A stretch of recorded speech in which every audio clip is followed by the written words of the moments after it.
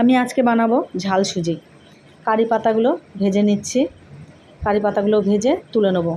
চিনেবাদামটা ভেজে নিচ্ছি, চিনেবাদামটা ভেজে তুলে নেবো। এবার তেল দিয়ে শুকনো লঙ্কা সর্ষে ফোড়ন দিলাম, এতে সুজিটা দিয়ে দেবো। সুজিটা দিয়ে ভালো করে নেড়ে চেড়ে মিশিয়ে নেবো। লাল লাল হয়ে আসবে, কাঁচা লঙ্কাগুলো দিয়ে দেবো, কাঁচা লঙ্কাটা কুচিয়ে রেখেছিলাম। এবার নুনটা দিয়ে দেবো, নুন দিয়ে ভালো করে নেড়ে চেড়ে জল দিয়ে দেবো। জল দিয়ে নেড়ে চেড়ে যখন হাফ সেদ্ধ হয়ে আসবে তখন স্বাদ মতো একটু চিনি দেবো আমি। সেটা পছন্দ হলে কেউ দিতে পারো, নাও দিতে পারো।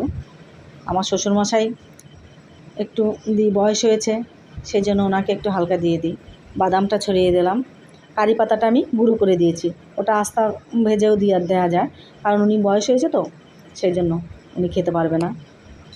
এটা তোমরা জল খাবারেও করতে পারবো, বিকেলের টিফিনেও করতে পারো, ভালো লাগবে হালকা টিফিনে। সুজির ঝাল সুজি